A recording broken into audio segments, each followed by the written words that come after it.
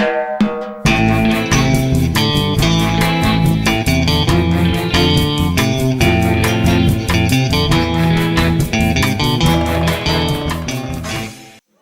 Visualovore et Conceptovore, bienvenue dans My Two Cents On.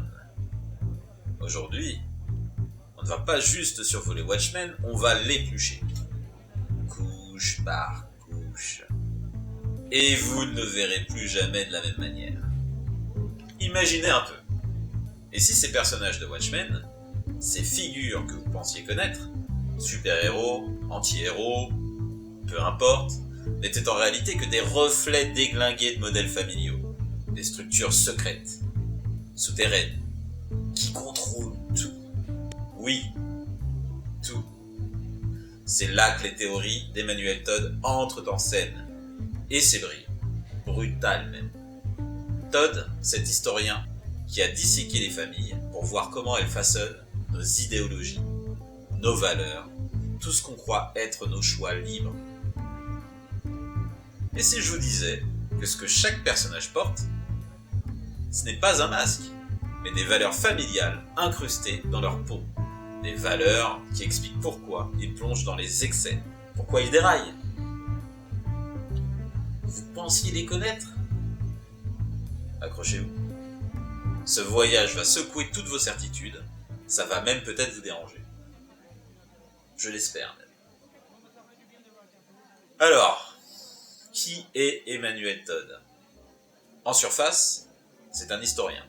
En réalité, un type qui a cartographié le monde en systèmes familiaux, disséquant chaque société, chaque idéologie, pour montrer que derrière nos choix, nos croyances, il y a toujours une structure familiale qui contrôle les ficelles.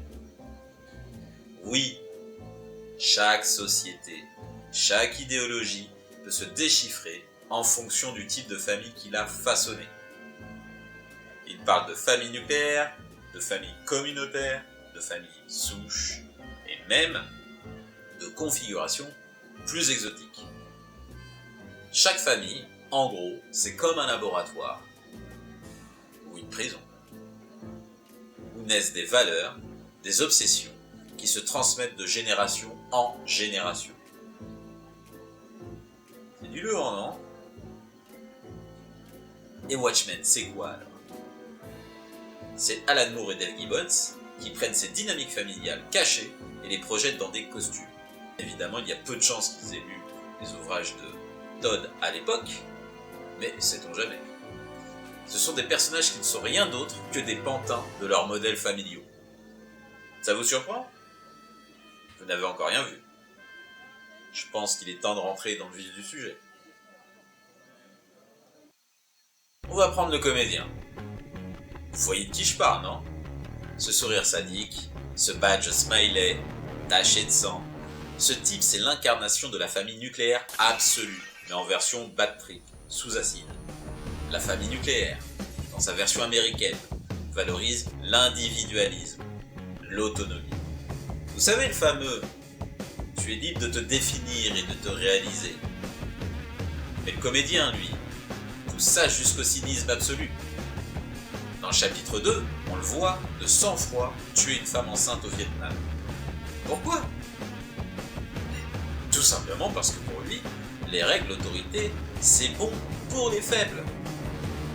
Todd appelle ça la dérive du modèle libéral. Le comédien est la caricature ultime de cette liberté dégradée. L'individualisme qui écrase tout, sans responsabilité. C'est ça le cauchemar du libéralisme. Et Moore nous le balance en pleine figure.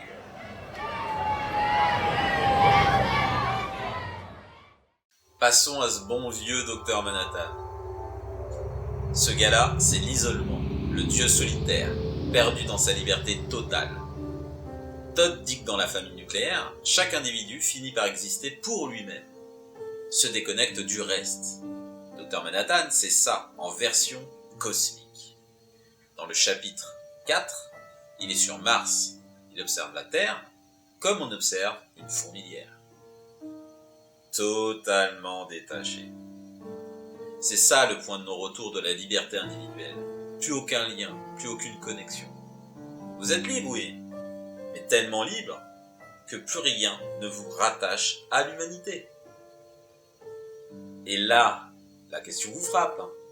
Que vaut une liberté qui nous rend aussi seuls que des dieux glacés, sans amour, sans attache? Dur, non?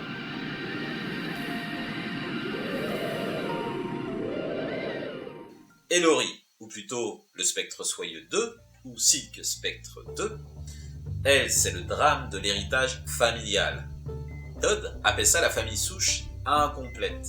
Sa mère, Sally, a tout orchestré pour qu'elle reprenne le rôle de Silk Spectre, qu'elle devienne une super-héroïne. Laurie n'a jamais eu le choix, ce fut imposé. Dans le chapitre 9, elle découvre que son père est comédien, c'est le pompon. Et là, tout s'effondre. Elle incarne ce fardeau familial, cet héritage qu'on n'a jamais voulu, qui devient un poids, une cage dorée. C'est là que Watchmen fait mal.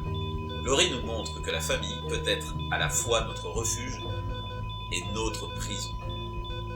Vous sentez la pression là, non? Cette idée que tout ce qu'on est, on ne l'a pas vraiment choisi.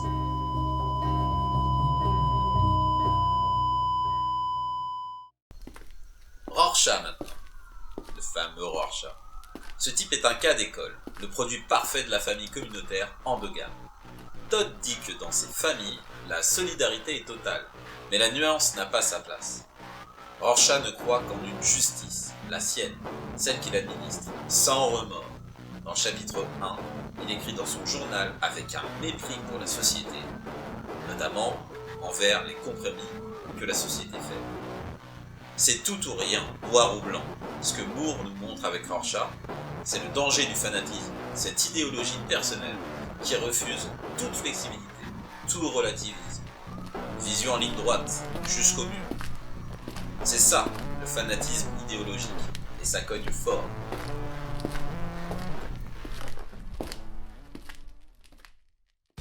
Enfin, le bon vieil Ozymandias, le despote éclairé, celui qui pense avoir la solution pour tout le monde. Todd dirait que c'est le modèle de la famille souche centralisée, avec un seul héritier, un seul décideur. Ozymandias sacrifie des millions pour imposer sa vision de la paix. Dans le chapitre 11, il exécute son plan. Et son excuse? C'est pour le bien de tous, voyons. C'est ce que Todd décrit comme le despotisme bienveillant, ce contrôle paternaliste qui décide pour les autres. Et Moore nous offre un avertissement glacial. Même les idéaux les plus nobles, centralisés, peuvent devenir des cauchemars autoritaires. Fascinant, mais effrayant, n'est-ce pas? Du coup, Watchmen, ce n'est pas juste des super-héros. C'est la décomposition des idéologies, la ruine des systèmes familiaux rigides. Todd nous dit que chaque type de famille crée ses propres valeurs. Et quand ces valeurs se figent, elles se retournent contre nous, elles déraillent. La famille nucléaire produit l'isolement, la communauté engendre le fanatisme, et la famille souche fabrique des despotes. Moore, avec Watchmen, nous montre que tout système, quand il se rigidifie, est voué à exploser. Punchline qui résonne longtemps, pas vrai?